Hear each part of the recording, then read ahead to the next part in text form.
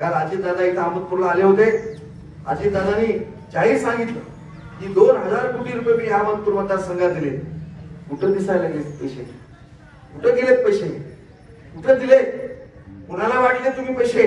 त्या जे म्हणून भारतीय जनता पार्टीच्या विचारावर प्रेम करणारे गाव आहेत ते गाव सोडून तुम्ही सगळ्या तुमच्या फक्त बगल बच्चांना, तुमच्या सगळ्या कुटुंबाला, सगळ्या तुमच्या सोयऱ्याधाऱ्यांना पैसे वाटण्याचं काम तुम्ही केलं.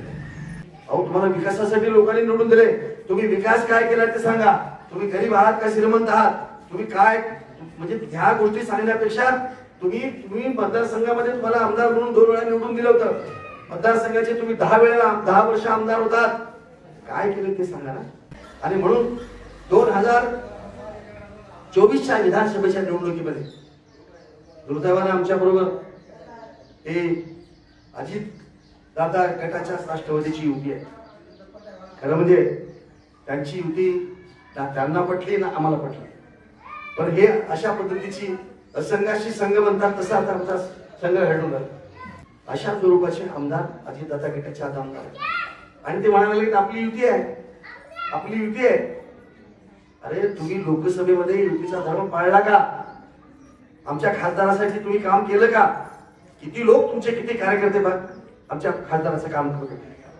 उलट आमच्या खासदाराला पाळण्याचं तुम्ही काम केलं. सगळे तुमचे जवळ बच्चे, तुमचे सगळे जवळचे तुमचे नगरसेवक कुणाचं काम करत होते? पैसे आमचे घेऊन काँग्रेसच्या पेंडामध्ये बसत होता. हे आम्हाला, आणि तुम्ही आम्हाला शिकवता महायुतीचा धर्म. महायुतीचा धर्म एकट्याने आम्हीच पाळायचा का?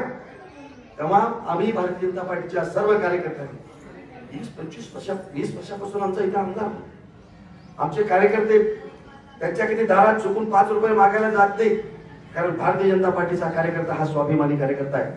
कधी चुकून सुद्धा माहिती आहे सत्ता असेल नसेल, पण भारतीय जनता पार्टीच्या विचारावरती भारतीय जनता पार्टीचे कार्यकर्ते ठाम असून कधीच पैशासाठी कुणाकडे भीक मागायला जात नाही आणि 20 वर्षात कधी गेले नाही.